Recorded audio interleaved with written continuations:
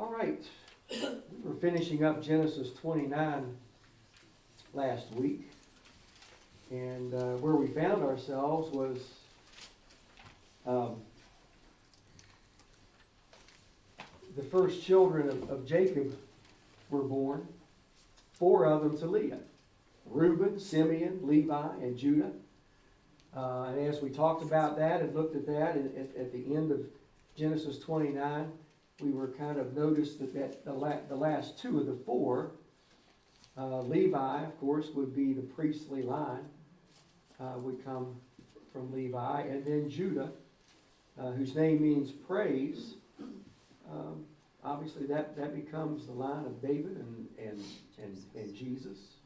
So when we think about, I think everybody had a great empathy with Leah as we looked at what was happening last week. And I kind of wanted to start there and then move into chapter 30.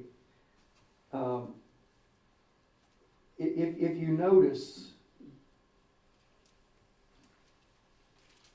when you get down to verse 32, she named Reuben her firstborn because the Lord has seen my misery. But I want you to notice what she said next.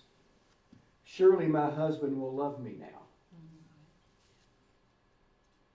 Wow. That's pretty pitiful. That's sad. Okay.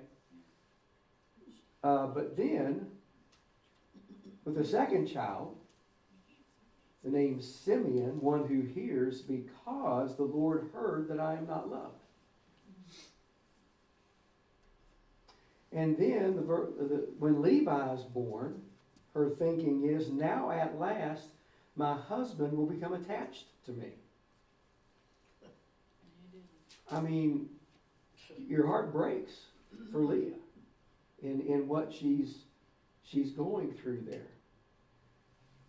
And it seems like, and I might be reading too much between the lines, but when Judah is born, she makes the comment, this time I will praise the Lord. And I don't want to read too much into that, but it's almost like she keeps vying for Jacob's love and Jacob's love and Jacob's love. And by the 4th child, she finally comes to the somewhat of conclusion. I'm not going to get loved by Jacob, but I know God loves me. And that's where I'm going to turn my focus to praising the Lord. That doesn't mean life all of a sudden got easy for Leah, because as we go through the 30th chapter, we see that's not the reality. But maybe, hopefully, she's learning something in all of that, that when life is desperate and it's not working out the way that you would want it to work out, that there is one place you can turn, and one place that's you can always turn. Clearly, she feels blessed with having 4 sons, and realizes they're gifts from God. But I don't know, that just kind of struck me. We really didn't get a chance to talk about that last week, and I just wanted to mention that before we go into chapter 30. What's that? I don't feel that sorry for her. I mean, she was part of the deception. Okay. So I don't know, what did she expect, you know? Yeah, I know we had a little bit of a discussion last week about whether or not some folks felt like she was part of the deception. Some folks felt like she didn't really have much say in it. Her dad said, this is what's going to happen. You're my oldest child, and you're going to get married. And so, but we really, I mean, we're trying to figure that out. But and Jacob was certainly deceived. The deceiver was deceived. It's a mess, okay, when you get right down to it. There's a whole lot of upheaval. There's a little soap opera going on. There is. This was a soap opera before soap operas were popular. Okay. So it's quite interesting. It gets even more interesting. Let's go ahead and go into chapter 30. And I am clearly open to the possible reality that I'm totally blind to some things that you're seeing, and I want you to bring them up because I think in this story, in what's happening with Jacob and 2 wives and 2 concubines, there's a lot of dynamics happening here. And I think, you might be seeing something that I'm not seeing as I go along, so please bring it up. Let's look at the first 8 verses of chapter 30. When Rachel saw that she was not bearing Jacob any children, she became jealous of her sister. So she said to Jacob, "Give me children or I'll die." Jacob became angry with her and said, "Am I in the place of God who has kept you from having children?" Then she said, "Here is Bilhah, my maidservant. Sleep with her so that she can bear children for me, and that through her I too can build a family." So she gave him her servant Bilhah as a wife. Jacob slept with her, and she became pregnant and bore him a son. Then Rachel said, "God has vindicated me. He has listened to my plea and has given me a son." And because of this, she named him Dan, which means he has vindicated. Verse 7, Rachel's servant Bilhah conceived again and bore Jacob a second son.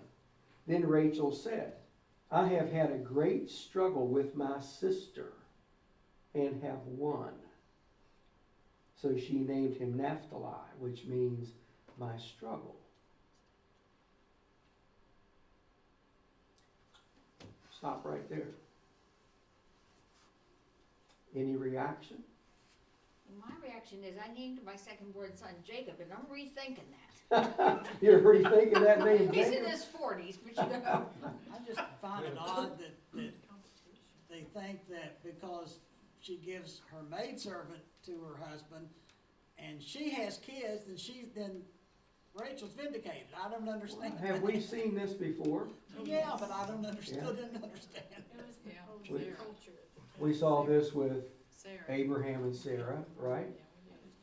does it ever end well when they do this? Experience thus far is not proving successful.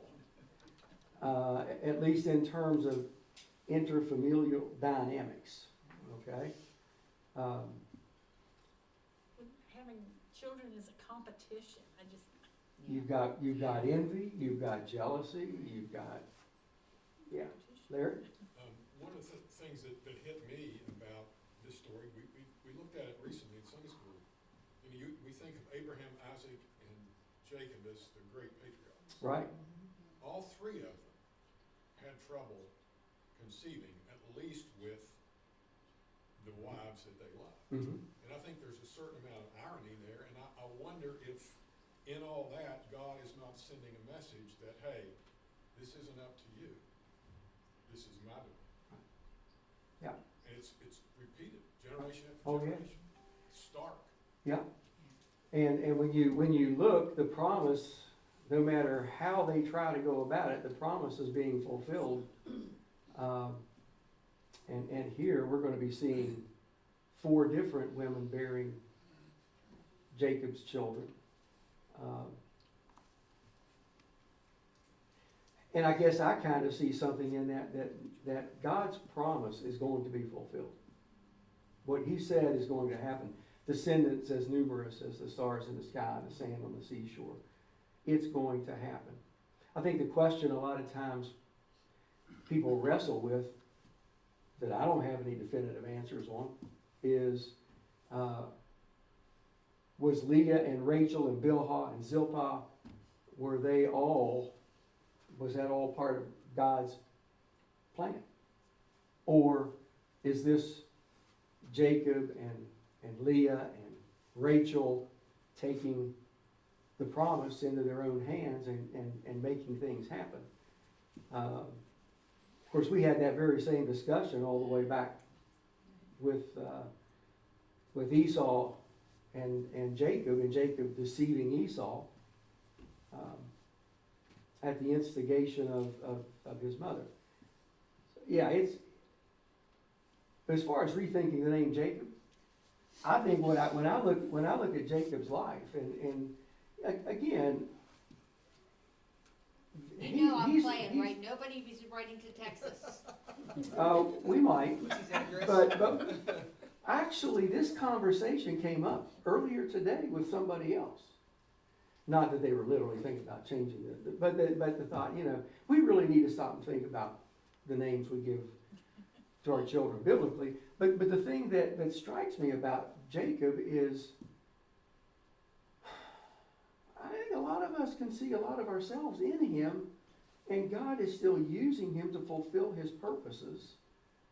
I don't think there's anything that God is encouraging us to go haywire in our lives and do that. But I think in spite of our mistakes, in spite of the dumb things we do sometimes in life, he still loves us, and he still uses us, and he still wants to reach out through us. I find it fascinating that, again, if I was going to write Genesis and I was going to write the story of Abraham, Isaac, and Jacob, I think I would have made it look a lot better. I think I would have made it a much smoother story, something but to me, that's what shows the truth of Scripture. It doesn't hide anything. It is what it is, and yet God's purposes continue to work through. Yeah. If God was limited to working with perfect people, he'd never get anything. Amen to that. Amen to that. Joel, Mhm. I was disappointed in Rachel because she knew Jacob loved her and he didn't love Leah. She had that advantage. Yeah. Why didn't she turn to God and say, the man I love, I would love to have children, and give that to him? But she didn't. She got another woman to sleep Yeah. with her husband. 2 other women. Yeah. No, she only Well, got yeah, one. she Did got she get one time and then one another? she got Bill Hoffer two Oh. children. And I mean, quite frankly, She only got one. Quite frankly, Jacob has clearly bought into the ways of the culture around him. Well, Leah got one. Because did he hesitate? I don't know. We're not told that he hesitated to sleep with Bilhah. Yeah. And here comes 2 kids. And you can't wonder what Bilhah's attitude was.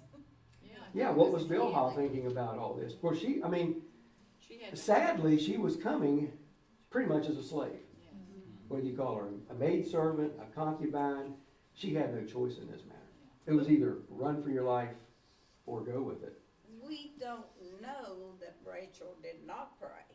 We know it's Yeah. not recorded that she It's prayed. not I think recorded. if she had, it would have been recorded. Mhm. I mean, You're giving the benefit of the doubt to Rachel, and Beverly's calling her out, right? yeah. Well, I wouldn't have chose that route she chose, to have someone else sleep with my husband.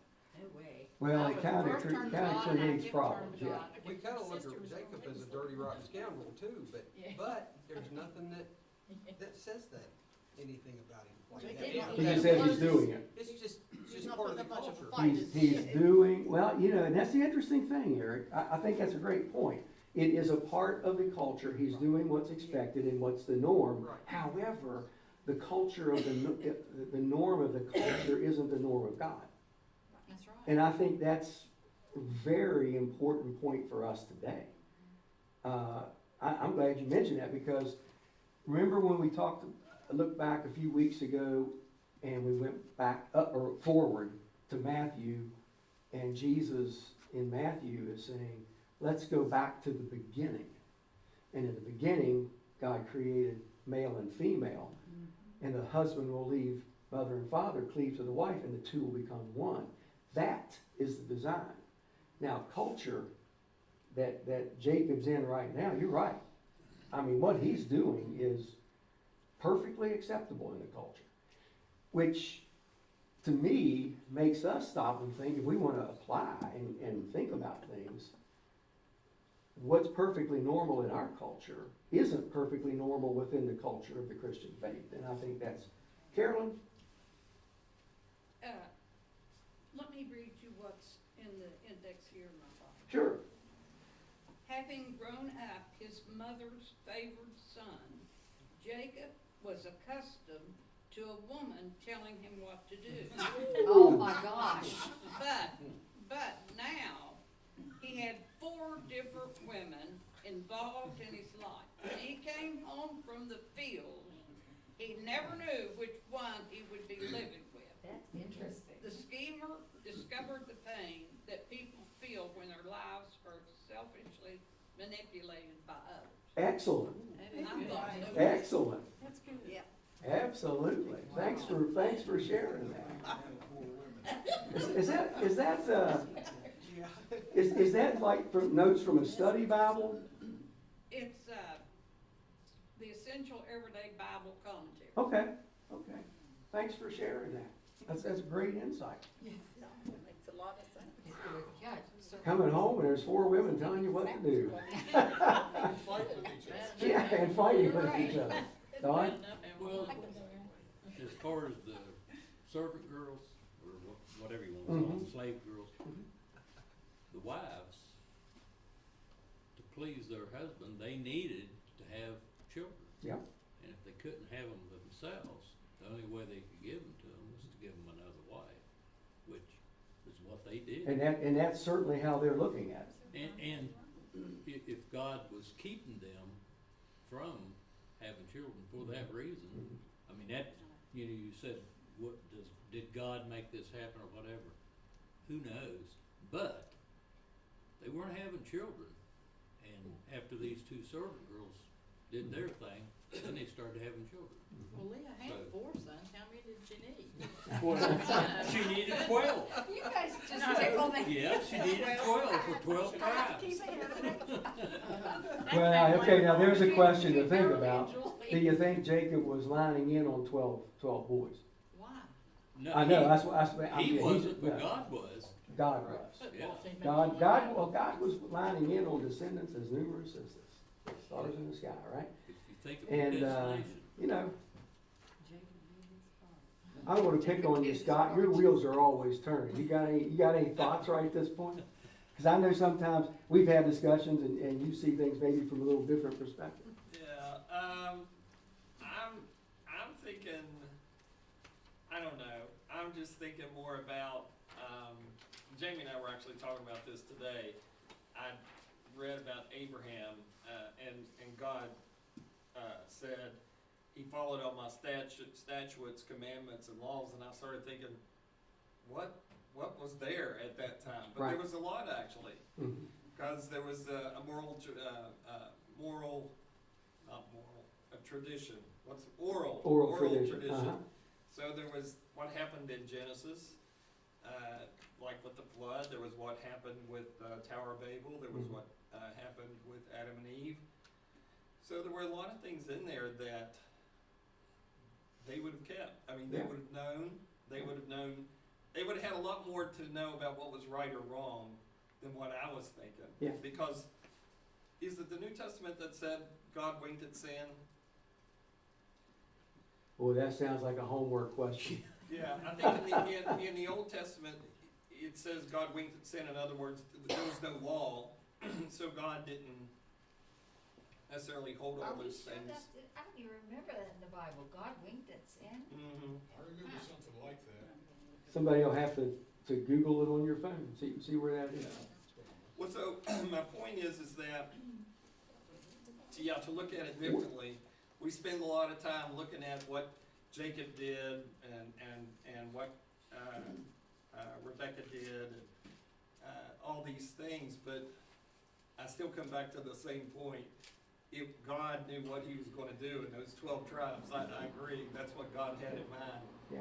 And whatever else they're doing, it doesn't really matter because God's going to do what he's going to do. Yeah. God's purpose will be accomplished. Yeah. Yes. Does this get into the big thing?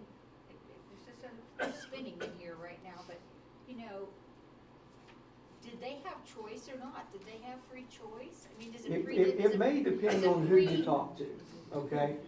And we're not gonna go way down that road. Okay. Because I think it depends kinda on the perspective you take when you look at scripture. I think if you were to talk to some folks, they would say that they're doing really pretty much what God had lined up along the way. And that's oversimplifying, it is. But at the same time, I think others would say there's God's purpose will be accomplished, and that tapestry that's so messy underneath of that purpose is all these decisions people are making. And no matter what those decisions are gonna be, God's purpose is gonna be accomplished. And, you know, that can get you going all kinds of directions. But, Acts 17:30. Yeah, that's it. is that where he's overlooking sin? Is that what the? Well, yeah, I think if you read stuff on it, I was just reading what it said there real quickly. They're not, this person, what they just said, it's not saying that God overlooks sin, but he didn't hold accountable. Where did he The find verse that? What's the translation actually? The verse actually says, in the times of this ignorance, God winked at, but now commandeth all men, everywhere to repent. Okay, That's King James. that's King James, yes. Where's that found? Acts 17:30. Let's look at Acts 17:30 here for a second.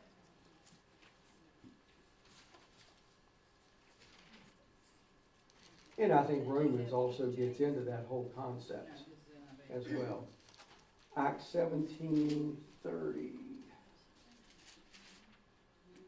See, in the NIV, it's, in the past, God overlooked such ignorance, but now he commands all people everywhere to repent.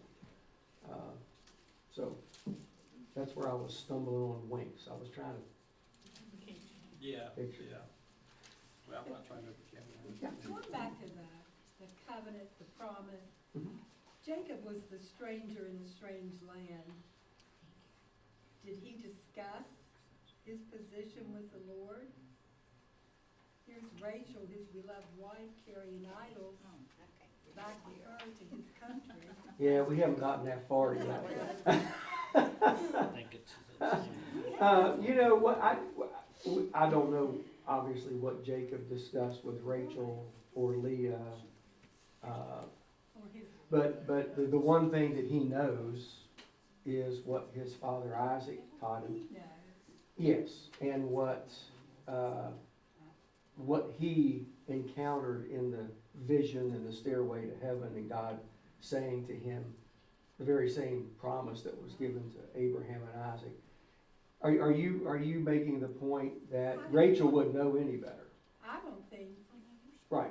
he would Right. talk about that money, That's a very good point. Yeah, the strange land. because he started off with Leah against his will, and then Rachel. Okay, well let's Pastor, could I do, because I know this is closing up, but it gives me encouragement when you make reference to the tapestry, because I can certainly tangle up threads and make things a mess. We all can. We all do. Yeah. Absolutely. And it's so wonderful, I mean, because we have Jesus, he can turn that mess Mhm. into beauty. Absolutely. That's, my wife's the one that got me onto that concept, and I just think it means a lot. Did I see a hand up over here? Oh, okay. Well, let's look at verses 9 through 16, and Don, you stop me whenever we need to stop, okay?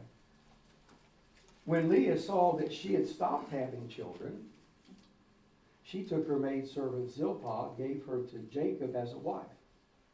Leah's servant Zilpah bore Jacob a son, and Leah said, "What good fortune?"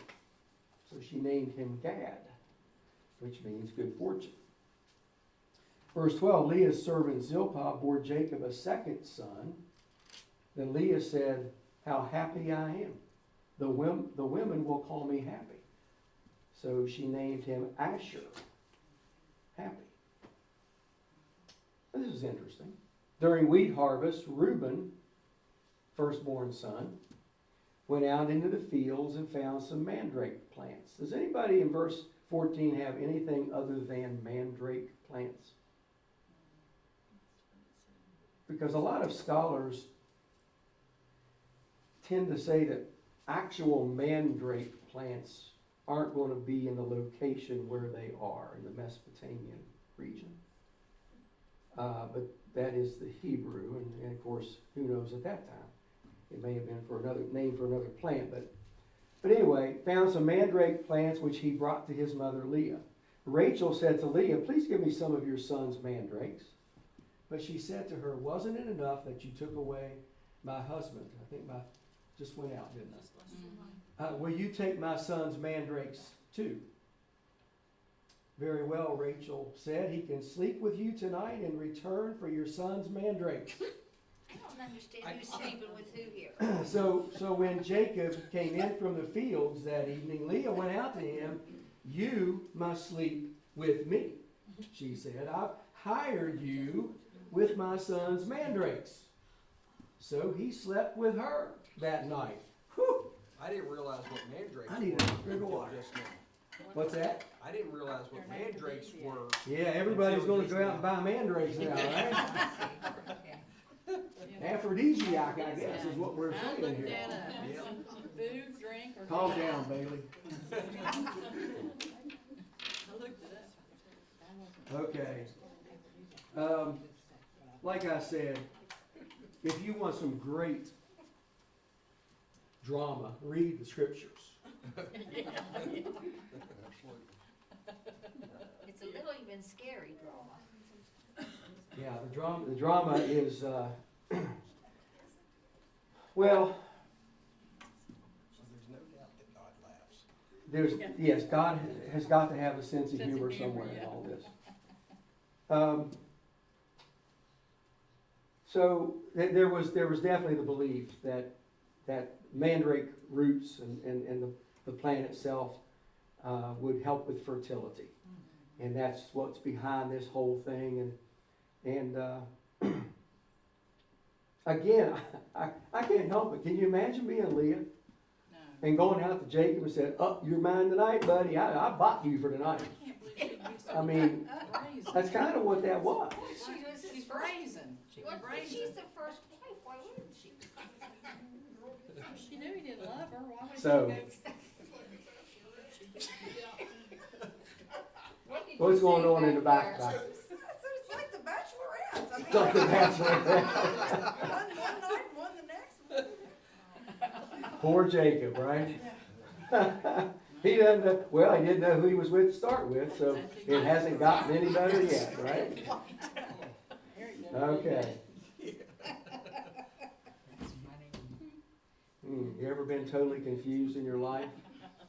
That's where Jacob was. And like Carolyn said, he always did what the woman told him to do, right?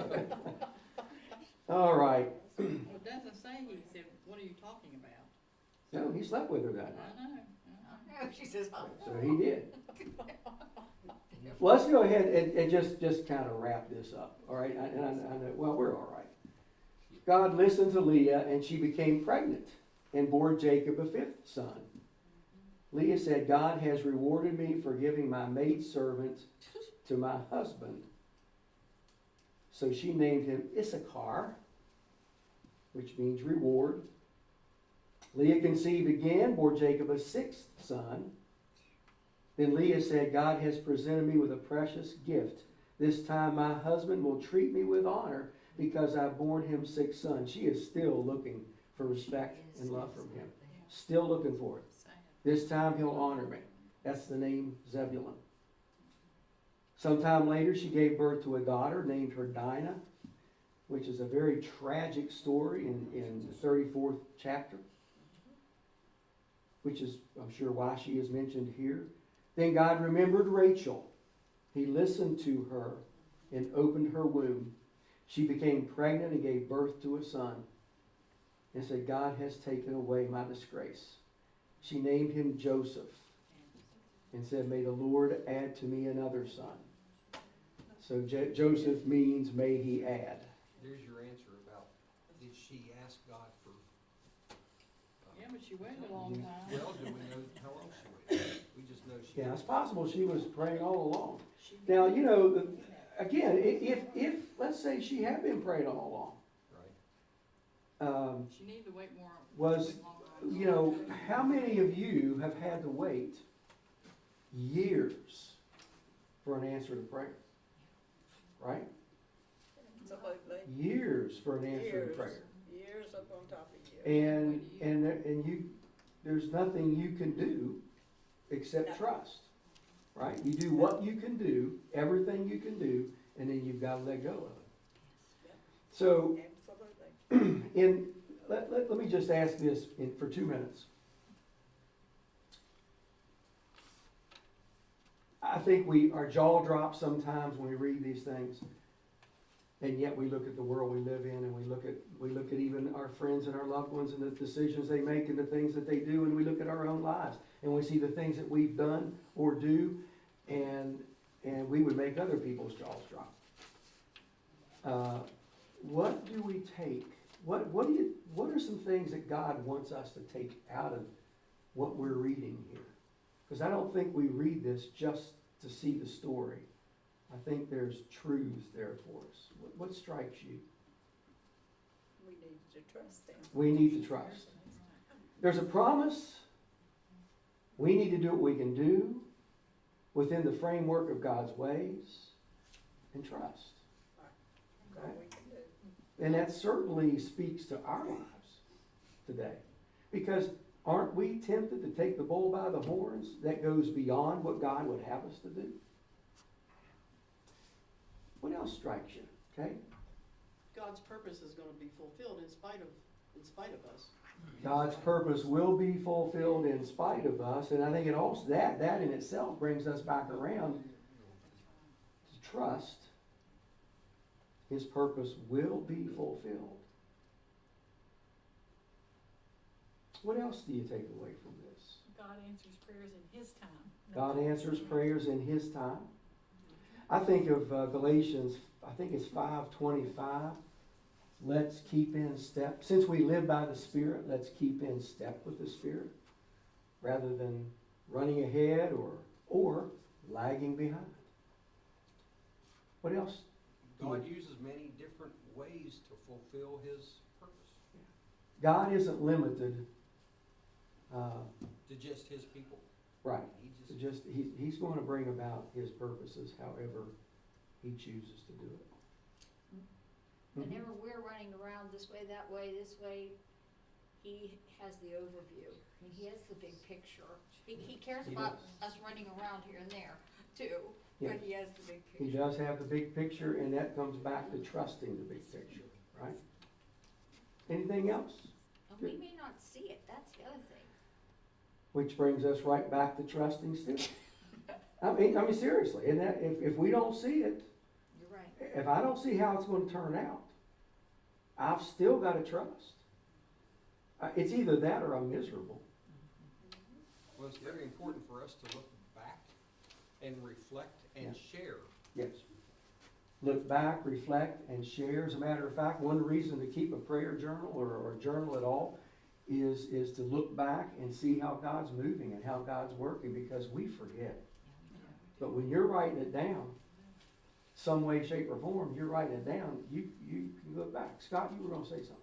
I just was gonna say that if I thought that it was up to my intellect or my knowledge, my experience, my hard work to figure out what God's will is, that's just never gonna happen.